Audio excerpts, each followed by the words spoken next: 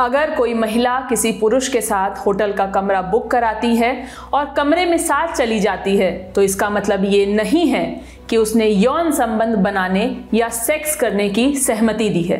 ये महत्वपूर्ण टिप्पणी की है बॉम्बे हाईकोर्ट ने।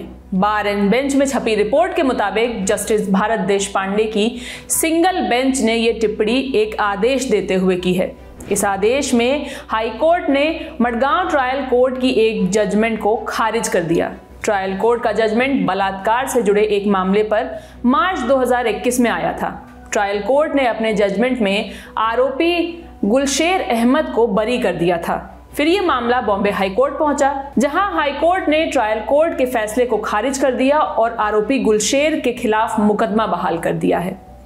अपने आदेश में जस्टिस देशपांडे ने कहा, बेशक ये दिखाने के लिए सबूत है कि आरोपी और शिकायतकर्ता ने कमरा बुक करने में अहम भूमिका निभाई थी। हालांकि इसे यौन संबंध बनाने के लिए पीड़िता की सहमति नहीं माना जाना चाहिए। भले ही ये मान लिया जाए कि पीड़िता आरोपी के साथ कमरे के अंदर गई थी, लेकिन इसे किसी भी तरह से यौन संबंध के लिए उसकी सहमति नहीं माना जा सकता है। फैसला सुनाते हुए जस्टिस देशपांडे ने आगे कहा, पीड़िता के कमरे से बाहर निकलने के तुरंत बाद की गई उसकी हरकतें बहुत महत्वपूर्ण हैं, क्योंकि ये इशारा देती हैं कि उसने यौन संबंध के लिए कोई सहमति नहीं दी थी। कोर्ट ने यह भी कहा कि होटल में काम करने वालों ने भी पूरे घटनाक्रम का ब्यौरा पीड़िता के बयान से मिलता जुलता ही दिया था। इस मामले पर बॉम्बे हाईकोर्ट ने कहा कि मडगांव ट्रायल कोर्ट ने अपने आदेश में दो पहलुओं को मिला दिया है। एक ये कि वो अपनी मर्जी से आरोपी गुलशेर अहमद के साथ कमरे के अंदर गई थी। दूसरा ये कि कमरे के अंदर की गई गतिविधि के लिए उसने सहमति दी थी। इन दोनों पहलुओं को मिलाते हुए ट्रायल कोर्ट ने यह निष्कर्ष निकाल लिया कि चूंकि महिला स्वेच्छा से कमरे के अंदर गई थी, इसलिए उसने सेक्स करने के लिए भी सहमति दी। आरोपी को यह कहते हुए बरी कर दिया गया था कि बॉम्बे हाई कोर्ट ने 3 सितंबर 2024 को दिए अपने आदेश में ट्रायल कोर्ट के फैसले को खारिज कर दिया है।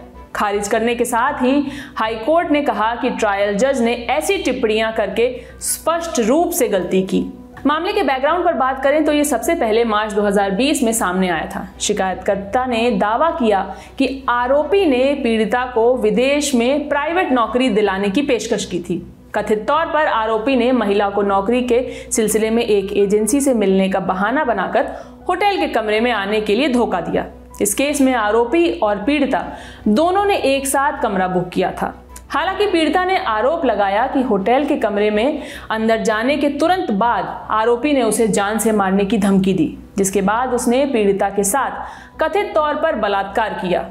पूछताछ में पीड़िता ने बताया, जब आरोपी बाथरूम गया तो वो कमरे से भागकर होटल से बाहर चली गई और इस घटना की जानकारी पुलिस को दी, जिसके बाद आरोपी को गिरफ्तार कर आईपीसी की धारा 776 और 506 के तहत मामला दर्ज किया गया था।